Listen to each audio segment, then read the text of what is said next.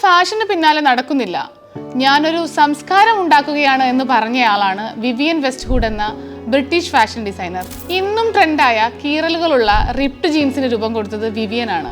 Fashion എന്ന വാക്കിനെ തന്നെ അവർ ഇഷ്ടപ്പെട്ടിരുന്നില്ല. അവൾ ഉണ്ടാക്കിയത് വെറും വസ്ത്രങ്ങൾ മാത്രമായിരുന്നില്ല, വ്യക്തമായ രാഷ്ട്രീയ നിലപാട് കൂടിയായിരുന്നു. സാമ്പ്രദായിക ലോകത്തെ ചോദ്യം ചെയ്തുകൊണ്ട് അവൾ ഒരു വിപ്ലവ പ്രസ്ഥാനത്തിന് രൂപം നൽകി. മനോഹരമായ വസ്ത്രങ്ങൾ വാങ്ങുന്നതിനും ധരിക്കുന്നതിനുമല്ല, മറിച്ച് നിങ്ങളുടെ വ്യക്തിപരമായ നിലപാട് കൂടി ആ വസ്ത്രം എടുത്തു കാട്ടണം. അതാണ് ഫാഷനിലൂടെ പരസ്യപ്പെടുന്നതെന്നും അവൾ പറഞ്ഞു.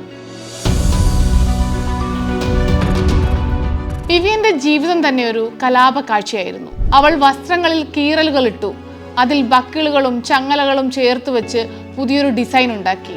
1970കളിൽ ജീൻസ് ഉൾപ്പെടുന്ന ഇത്തരം വസ്ത്രങ്ങൾ സജീവമായി. ലോക ഫാഷൻ ചരിത്രത്തിൽ പങ്ക് എന്ന പ്രസ്ഥാനത്തിന്റെ തുടക്കം അങ്ങനെയായിരുന്നു.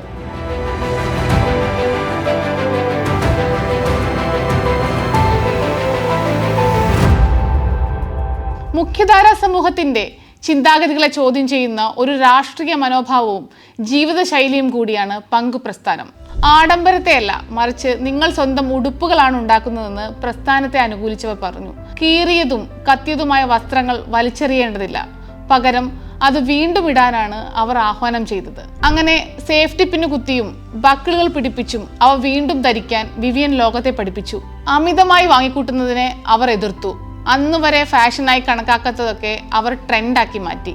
കീറിയ വസ്ത്രങ്ങൾ, സേഫ്റ്റി പിൻ, ഗ്രാഫിറ്റി, മുദ്രാവാക്യങ്ങൾ, ലെതർ ജാക്കറ്റ്, സ്റ്റഡുകൾ, ചോക്കർ എല്ലാം പങ്ക് ഫാഷന്റെ ഭാഗമാണ്. അങ്ങനെ അവർ പുതിയൊരു ഫാഷൻ സംസ്കാരത്തിന് തന്നെ തുടക്കമിട്ടു. ഫാഷൻ ഡിസൈനറായി മാറുന്നതിന് മുൻപ് വിവിയൻ ഒരു പ്രൈമറി സ്കൂൾ അധ്യാപികയായിരുന്നു. അവളുടെ ജീവിതകഥ ഇങ്ങനെയാണ്.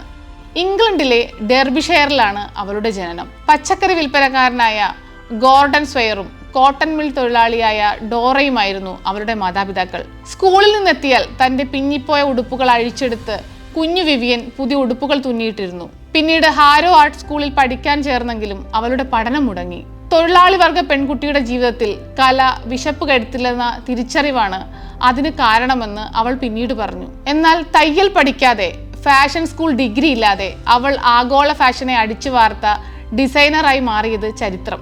അവളുടെ കുടുംബം രണ്ടാം ലോക മഹായുദ്ധത്തിന് ശേഷം ലണ്ടനിലേക്ക് കുടിയേറി. ആർട്ട് സ്കൂളിൽ പഠിക്കാനാവാതെ വന്ന വിവിയൻ ഫാക്ടറിയിൽ ജോലിക്കാരിയായി. അവിടെ അവൾക്ക് പ്രൈമറി സ്കൂൾ അധ്യാപികയായി ജോലി ലഭിച്ചു. അതിനൊപ്പം ആഭരണങ്ങൾ നിർമ്മിക്കുകയും പോർട്ടുബെല്ലോ റോഡിലെ സ്റ്റാളിൽ വിൽക്കുകയും ചെയ്തു. 1962ലാണ് ഡെറക് വെസ്റ്റ്വുഡുമായി അവളുടെ വിവാഹം നടന്നത്. വിവാഹത്തിന് സ്വയം ഡിസൈൻ ചെയ്ത വസ്ത്രമാണ് അവൾ അണിഞ്ഞത്. എന്നാൽ ആ വിവാഹം 3 വർഷത്തിലധികം നീണ്ടു നിന്നില്ല. അവരുടെ മകനാണ് ലോകപ്രശസ്ത ഫാഷൻ ഫോട്ടോഗ്രാഫറായ ബെൻ വെസ്റ്റ്വുഡ്. വിവിയൻ തന്റെ ഡിസൈനിങ് ജീവിതം അപ്പോഴേക്കും തുടങ്ങിക്കഴിഞ്ഞിരുന്നു. കീറിപ്പോയിരുന്ന വസ്ത്രങ്ങൾ സൂചിയും നൂലും ഉപയോഗിച്ച് തുന്നിയെടുത്തിരുന്ന കാലത്ത് അവർ ടീഷർട്ടുകളിലും ജീൻസുകളിലും ഡിസൈനർ റിപ്പുകൾ ഇട്ടു. 1970കളിലെ പങ്കു തരംഗത്തിന്റെ ഹൃദയമായി അവൾ മാറിയിരുന്നു. പങ്കു പ്രസ്ഥാനം എല്ലാ മേഖലകളിലും സ്വാധീനം ചെലുത്തി. റോക്ക് ഗായകൻ ജോണി റോട്ടനും അദ്ദേഹത്തിന്റെ സെക്സ് പിസ്റ്റൽസ് എന്ന മ്യൂസിക് ബാൻഡും ലണ്ടനിൽ പങ്ക് മ്യൂസിക്കിന്റെ ശബ്ദമായി മാറുമ്പോൾ വിവിയൻ വെസ്റ്റ്വുഡ് എന്ന പ്രൈമറി സ്കൂൾ അധ്യാപിക പങ്ക് ഫാഷന് അടിത്തറ പാകി.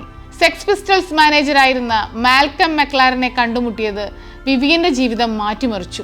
അദ്ദേഹത്തോടൊപ്പം ചേർന്ന് സെക്സ് പിസ്റ്റൽസ് മ്യൂസിക് ബാൻഡിന്റെ ഔദ്യോഗിക വസ്ത്രങ്ങൾ അവൾ ഡിസൈൻ ചെയ്തു. ഇരുവരും ചേർന്നാണ് ലണ്ടനിലെ കിങ്സ് റോഡിൽ തങ്ങളുടെ ബ്രാൻഡ് സ്റ്റോറായ ലെറ്റ് ഇറ്റ് റോക്കിന് നേതൃത്വം നൽകിയത്. ലണ്ടനിൽ പങ്ക് ഫാഷൻ കത്തിപ്പടർന്നപ്പോൾ സാമ്പ്രദായികവാദികളെ വെല്ലുവിളിച്ചുകൊണ്ട് ഡിസൈനർ സ്റ്റോറിന് അവർ സെക്സ് എന്ന് പേരിട്ടു. സെക്സ് പിസ്റ്റൽസിലൂടെ അവരുടെ വസ്ത്രങ്ങൾ ബ്രാൻഡ് ചെയ്യപ്പെടുകയും ലോകശ്രദ്ധ നേടുകയും ചെയ്തു. 1976ൽ ഈ ഷോപ്പിന് സെഡിഷണറി എന്ന പേര് മാറ്റിയിട്ടു. ലോകത്തെ ഇളക്കിമറിച്ച പങ്ക് ഫാഷൻ ചരിത്രത്തിലെ അടിസ്ഥാന ശിലയായി അവർ അപ്പോഴേക്കും മാറിക്കഴിഞ്ഞിരുന്നു. വിവിയന്റെ ലണ്ടൻ സ്റ്റോർ പങ്ക് പ്രസ്ഥാനത്തിന്റെ ആസ്ഥാനമായി വളർന്നു. അവരുടെ പിന്തുണക്കാരായി നിരവധി പേർ ഈ രംഗത്തേക്ക് വന്നു. 1981ൽ ലണ്ടനിലെ ഒളിമ്പിയയിൽ അവരുടെ ആദ്യത്തെ കാറ്റ്വാക്ക് കളക്ഷൻ പൈറേറ്റ് എന്ന പേരിൽ അവതരിപ്പിക്കപ്പെട്ടു. അതോടെ വിവിയന്റെ അതിരുകളില്ലാത്ത പ്രതിഭ ലോകം അംഗീകരിച്ചു. മെക്ലാരനുമായുള്ള പങ്കാളിത്തം 1983ൽ വിവിയൻ അവസാനിപ്പിച്ചു. മെക്ലാരന്റെയും വിവിയന്റെയും മകനാണ് ജോ കോറെ. 1992 എലിസബത്ത് രാജ്ഞി order of the British Empire നൽകി വിവിയനെ ആദരിച്ചു. ബക്കിംഗ്ഹാം കൊട്ടാരത്തിൽ നടന്ന ചടങ്ങിൽ ഗ്രേ കളർ സ്കേർട്ട് സ്യൂട്ട് ധരിച്ചെത്തി അവർ വാർത്തകളിൽ ഇടം നേടി. ബക്കിംഗ്ഹാം കൊട്ടാരത്തിലെ വസ്ത്രധാരണത്തെക്കുറിച്ചുള്ള അലിഖിതമായ കർശന സ്റ്റൈലിംഗ് പ്രോട്ടോകോളിനെ പോലും അവർ പൊളിച്ചെഴുതി. എന്നിട്ടും അവരുടെ പ്രവർത്തികൾ രാജ്ഞിയെ പ്രകോപിപ്പിച്ചില്ല. 2006 ദേശീയ തലത്തിൽ അവരുടെ സംഭാവനയും പ്രതിഭയും മുൻനിർത്തി ഡെയിംഹുഡ് പദവി നൽകി രാജ്യം അവരെ ആദരിച്ചു. അവൾ അടുത്തതായി എന്തു ചെയ്യും എന്ന ചോദ്യം ഫാഷൻ ലോകം ആവേശത്തോടെ ചോദിച്ചു. 1993 പ്രശസ്തമായ കാറ്റ് വാക്കിൽ നിന്നും മോഡൽ നവോമി കാമ്പൽ മറിഞ്ഞു വീണത് വാർത്തകളിൽ ഇടം നേടിയിരുന്നു. അന്ന് അവർ ധരിച്ചിരുന്നത് വിവിയന്റെ 9 ഇഞ്ച് പ്ലാറ്റ്ഫോം ഷൂ ആയിരുന്നു. അത്തരത്തിൽ പരമ്പരാഗതമായതിനെയെല്ലാം മാറ്റിയെഴുതാൻ അവർ നിരന്തരമായി ശ്രമിച്ചു.